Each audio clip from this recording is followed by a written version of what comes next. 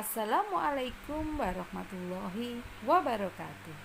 Sahabat TBM Kinanti, Bapak Ibu guru hebat dari seluruh Indonesia. Ketemu lagi dengan saya Ibu Emi Sudarwati dari TBM Kinanti, Borno, Bojonegoro, Jawa Timur. Pada kesempatan kali ini saya akan berbagi informasi tentang hal-hal yang sering dilakukan atau kesalahan pengguna mobil matic. Apa saja kesalahan yang berakibat fatal bagi pengguna mobil matic? Ayo kita dengarkan bersama-sama. Lapar, makan apa ya? Sari roti sobek begini, yummy. Sari roti selalu happy, yummy. Sari roti kasur bikin begitu, selalu yummy, happy. Sari roti kena saus dimakan langsung enak. Sari roti sandwich kreasikan sesuka, selalu yummy, happy. Sari roti selalu yummy. Oke, yang pertama yaitu membiarkan tuas transmisi di D ini saat berhenti dalam jangka waktu yang cukup lama.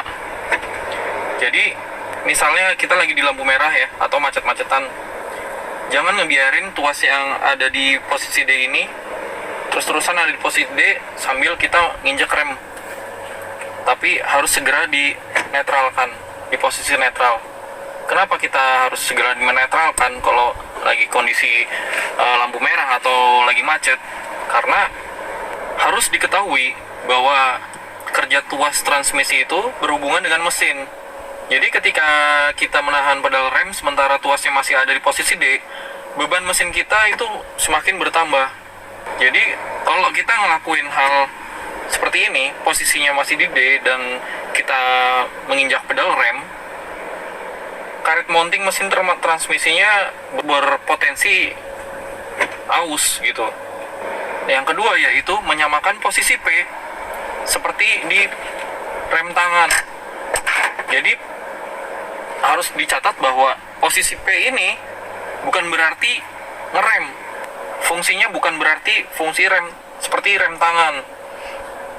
Walaupun memang kalau kita posisi di P ini kita nggak akan mundur ya di tanjakan gitu ya. Padahal ketika tuas ada di posisi P itu artinya mobil terkunci dari transmisi bukan dari rem.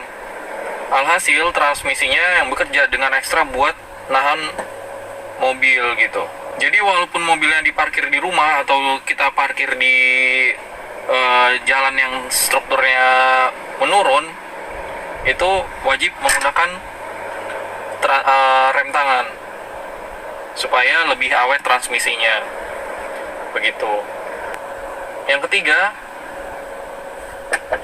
kita salah dalam menggunakan transmisi. Sebagai contoh, seperti kita ada di tanjakan yang curam ya. Kalau ada tanjakan curam, semestinya kita mengoper tuas itu ke posisi yang ke L. L lah ya. L itu sama aja D2 lah ya. Istilahnya beda-beda ya, ada yang D2, A3, atau L, atau 3 gitu ya. Itu kita harus memposisikan transmisi itu sesuai dengan tingkat kecuraman jalan. Karena kalau kita dalam posisi tanjakan curam dan kita menggunakan tuas transmisi D untuk jalanan yang curam itu nggak cocok.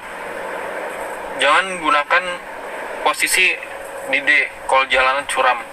D hanya digunakan untuk jalan yang sekiranya tidak terlalu curam atau jalannya yang datar. Jangan gunakan 2 atau L karena di posisi tersebut putaran mesin kita jauh lebih tinggi, jadi lebih tinggi. Yang ada malah bikin boros mesin.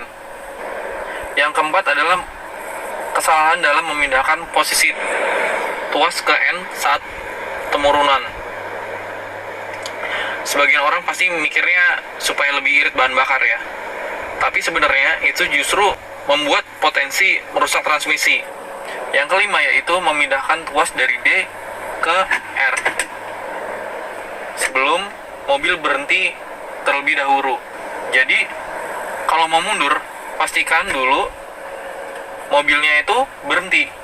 Kebiasaan memindahkan tuas dari D ke R tanpa mengerem akan menimbulkan hentakan seperti dek dek gitu, karena adanya benturan antara komponen dalam sistem transmisi di waktu yang nggak tepat.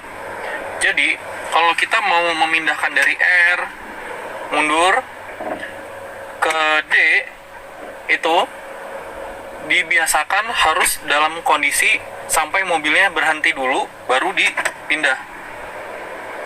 Berhenti baru dipindahkan. Jalan, berhenti baru dipindahkan. Seperti itu. Jadi kalau kebiasaan-kebiasaan yang langsungan seperti ini, langsung pindah ke D, dari D ke R, dari R ke D seperti ini, itu justru membuat tenaga mesin menjadi nggak responsif nantinya, karena kemampuan kopling meneruskan daya dari mesin ke penggerak roda ya, itu jadi berkurang.